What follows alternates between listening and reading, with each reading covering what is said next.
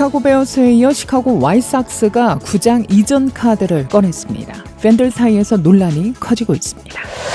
식품의약국이 임신부에 대한 호흡기 세포 융합 바이러스 RSV 백신 사용을 세계 최초로 승인했습니다. 미국의 주택담보대출 금리가 2000년 이후 최고치를 기록하면서 주택시장에 큰 타격이 되고 있습니다. 워싱턴주에서 밀크쉐이크를 마신 손님 3명이 숨지고 3명이 입원하는 일이 발생했습니다.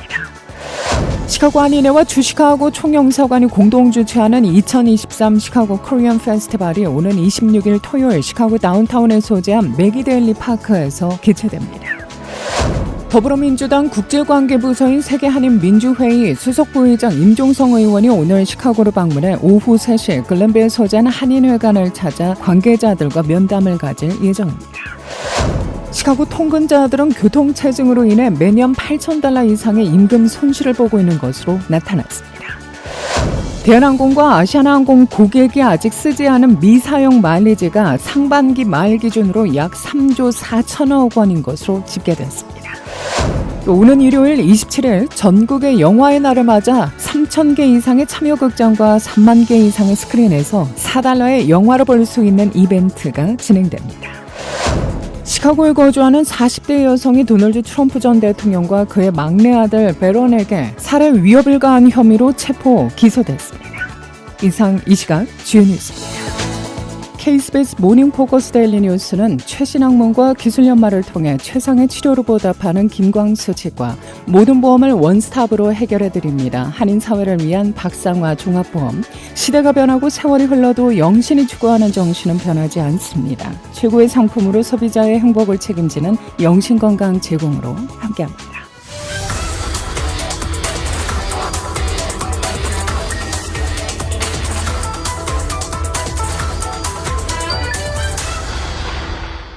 여러분 안녕하십니까? 8월 22일 화요일 오늘의 첫 소식입니다. 시카고 베어스에 이어 시카고 화이트삭스가 구장 이전 카드를 꺼냈습니다. 팬들 사이에서 논란이 커지고 있는데요. 시카고 화이트삭스 구단주인 제리 랜스트로프가 임대 계약이 만료되면 현 브리지포트의 개런티필드에서 구단을 옮기는 방안을 고려하고 있다고 크레인스 시카고 비즈니스가 보도했는데요. 임대 계약은 6년이 현재 남아있는 상태입니다. 화이트삭스는 어제 저녁 성명을 발표해 임대 만료가 6년이 남았기 때문에 당연히 논의를 시작해야 한다며 대화는 시, 일리노이 스포츠 시설국 및 주정부와 이뤄질 것이고 비전, 기회 및 미래에 관한 것이 될 가능성이 높다고 말했습니다. 팬들은 당연히 반발하고 있는데요. 이들은 현재 홈구장이 팀의 역사의 일부라고 강조합니다. 이들은 사우스사이드에 팀이 있다는 사실이 자랑스럽다. 우리가 축하해야 할 일이다. 사우스사이드가 없는 화이트삭스가 무슨 의미가 있나? 팀이 이전하면 매우 슬픈 일이 될 것이라는 등 다양한 반응을 내놓고 있습니다. 앞서 화이트삭스는 1988년 플로리다로 연고지 이전을 검토한 바 있죠. 당시 제임스 턴슨 전 일리노이 주지사가 주정부 재정 지원을 약속하면서 플로리다주 세인트피터스버그 이전을 철회했습니다. 개런티드 레이트필드는 시카고에 있는 시카고 화이트삭스의 홈구장입니다. 1991년 4월 18일 개장했으며 수용 인원은 47,609명입니다. 식품의약국이 임신부에 대한 호흡기 세포 융합 바이러스 RSV 백신 사용을 세계 최초로 승인했습니다. FDA는 어제 보도자료를 내고 미국 제약사 화이자가 개발한 RSV 백신 아브리스보를 임신 32주에서 36주 여성이 사용할 수 있게 승인했다고 밝혔는데요. 이는 생후 6개월까지 아기들을 RSV로 인한 하기도 감염과 중증 질환으로부터 보호하기 위한 것이라고 FDA는 설명합니다. 이에 따라 미국은 임신부의 RSV 백신 사용을 처음으로 허용한 국가가 됐다고 AFP 통신 등은 보도했는데요. FDA는 앞서 지난 5월 60세 이상 노인들의 RSV 백신 사용을 승인한 바 있죠. RSV는 호흡기 감염을 일으키는 전염성이 강한 바이러스로 일반적으로 가을부터 유행하기 시작해 겨울에 절정을 이루며 이듬해 봄까지도 퍼집니다. 미국 모기지 금리가 2000년 이후에 최고치를 기록하면서 주택시장에 큰 타격이 되고 있다고 CNBC 방송이 어제 보도했는데요. 이는 인플레이션과 높은 기준금리가 예상보다 오래 지속될 수 있다는 투자자의 우려로 채권 수익률이 급등한 데 따른 겁니다. 이날 부동산 전문 매체인 모기지 뉴스데일리에 따르면 30년 고정금리 모기지의 평균 금리는 2000년 11월 이후에 가장 높은 수준인 7.48%를 기록했죠. 지난 한 주 동안에만 29 베이시스 포인트나 오른 겁니다. 이 같은 고금리는 그렇지 않아도 코로나19 팬데믹으로 주택가격이 크게 오른 상황에서 주택 매수 희망자들의 구매 의욕을 떨어뜨리고 있는데요. 모기지 금리는 2020년 12차례 이상 최저치를 경신하는 등 하락세를 지속했죠. 이로 인해 팬데믹이 시작된 시점부터 지난해 여름까지 주택 구매 열풍이 일면서 주택가격이 40%나 올랐습니다. 주택가격은 지난해 말 소폭 하락했으나 여전히 강한 수요와 공급 부족으로 최근 다시 상승 흐름세를 보이고 있는데요. 이런 가운데 높은 모기지 금리는 공급 상황을 더욱 악화시키고 있습니다. 워싱턴주에서 밀크쉐이크를 마신 손님 3명이 숨지고 3명이 입원하는 일이 발생했는데요. 현지 매체 등에 따르면 워싱턴주 보건당국은 지난 2월 17일부터 지난달 22일 사이 워싱턴주 시애틀 남부 타코마시의 한 햄버거 프랜차이즈 식당에서 밀크쉐이크를 마신 손님 중 3명이 사망하고 3명이 입원했다고 밝힙니다. 주보건당국은 이 식당에서 음식을 사 먹은 손님들이 숨지고 입원하는 사례가 늘어나자 대대적인 조사에 착수했는데요. 당국은 조사 결과 햄버거 가게가 판매한 밀크쉐이크에서 리스테리아균이 발견됐다고 설명했습니다. 이는 입원 환자에게 발견된 박테리아와 같은 것으로 밝혀진 건데요. 주보건당국은 아이스크림 기계가 제대로 청소되지 않아 리스테리아균이 생겼고 이 균이 밀크쉐이크에 옮겨간 것으로 추정합니다. 리스테리아균은 잠복기가 최장 70일에 달해 피해자는 더 늘어날 것으로 보입니다.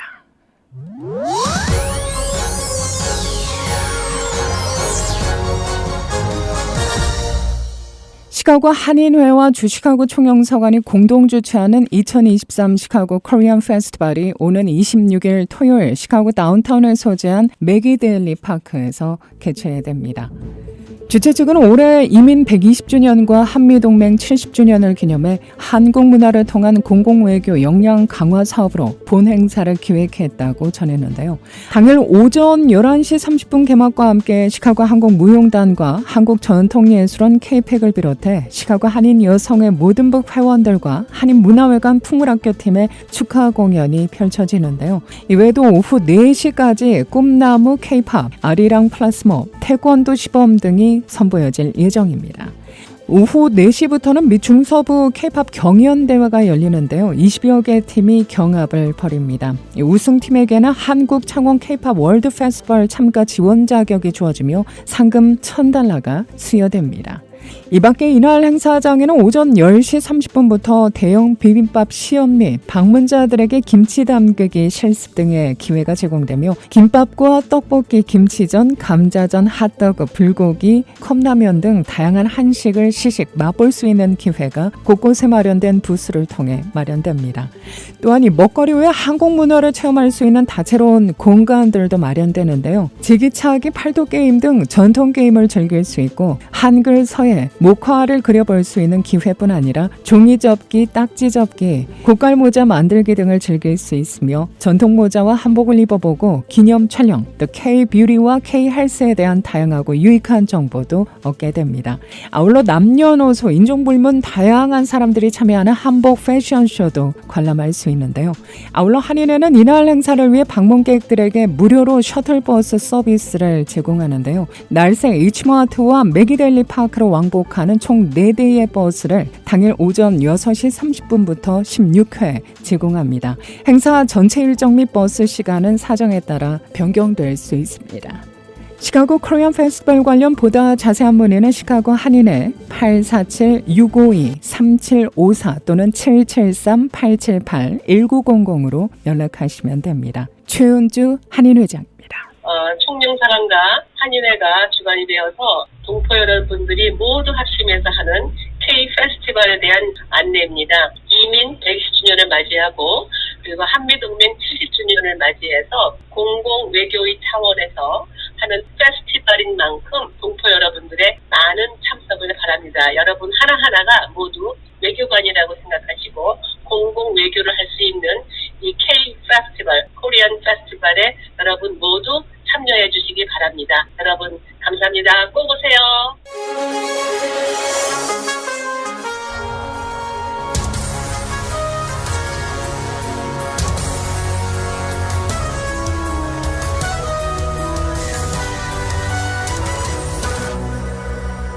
더불어민주당 국제관계부서인 세계한인민주회의 수석 부의장 임종성 의원이 오늘 시카고를 방문해 오후 3시에 글랜비에 소재한 한인회관을 찾아 최은주 한인회장 및 관계자들과 면담을 가질 예정입니다.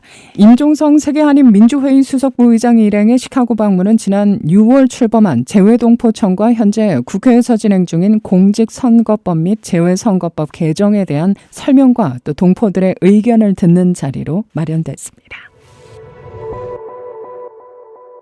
시카고 총영사관이 내달 8일 금요일 오후 6시 윌링에 소재한 그레이스교회에서 재미 납세자를 위한 한미 세무 설명회를 개최합니다.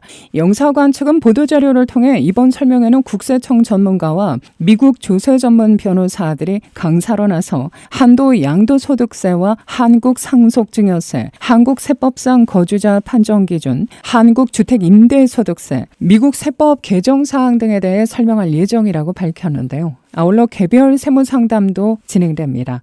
또한 이날 참석자들에게는 주 뉴욕 총영사관과 한국국세청이 공동 발간한 2023년판 재미 납세자가 알아야 할 한미 세금 상식 책자도 배포합니다. 참석을 희망하는 분들은 주 시카고 총영사관 홈페이지를 방문해 참가 신청서를 다운로드한 후 작성해 이메일로 신청하면 됩니다. 시카고 통근자들은 교통체증으로 인해 매년 $8,000 이상의 임금 손실을 보고 있는 것으로 나타나는데요. 조사 대상인 미국 170개 도시 중 시카고는 운전자 통근 비용이 가장 비싼 도시 19위, 왕복 통근 시간이 가장 긴 도시 9위입니다.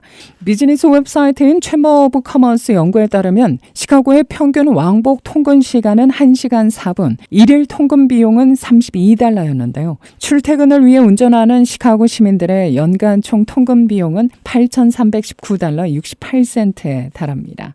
조사 결과 통근으로 인한 전국 연평균 임금 손실은 $5,748 이상입니다. 이는 하루 $22 11센트에 해당하는데요.